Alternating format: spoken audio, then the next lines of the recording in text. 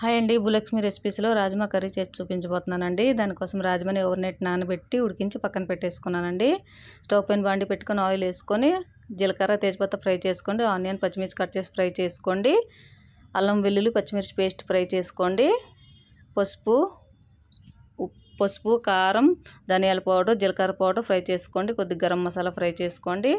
2 టమాటాలు అండి కట్ చేసుకొని సాల్ట్ వేసుకొని మగ్గనివ్వండి. అందులోనే మగ్గిన వెంటనే ఎవరెస్ట్ కిచెన్ కింగ్ మసాలా వేసుకొని ఫ్రై చేసుకోండి. ఎవరెస్ట్ కిచెన్ కింగ్ మసాలా వేయడం వల్ల టేస్ట్ అయితే సూపర్గా ఉంటుందండి రాజ్మా కర్రీ. నెక్స్ట్ కసూరి మేతి అండి నలుపుకుంటూ వేసుకోండి. కసూరి మేతి వేయడం వల్ల టేస్ట్ అయితే చాలా బాగుంటుందండి. అవి మగ్గిన వెంటనే ఉడికించిన రాజ్మా వేసుకొని వాటర్ వేసుకొని ఉడికించుకోండి. అంతేనండి. 2 నిమిషాలు ఉడికిన వెంటనే ధనియాతో గార్నిష్ చేసుకోండి. అంతేనండి. ఎంతో టేస్టీ అయిన రాజ్మా కర్రీ రెడీ.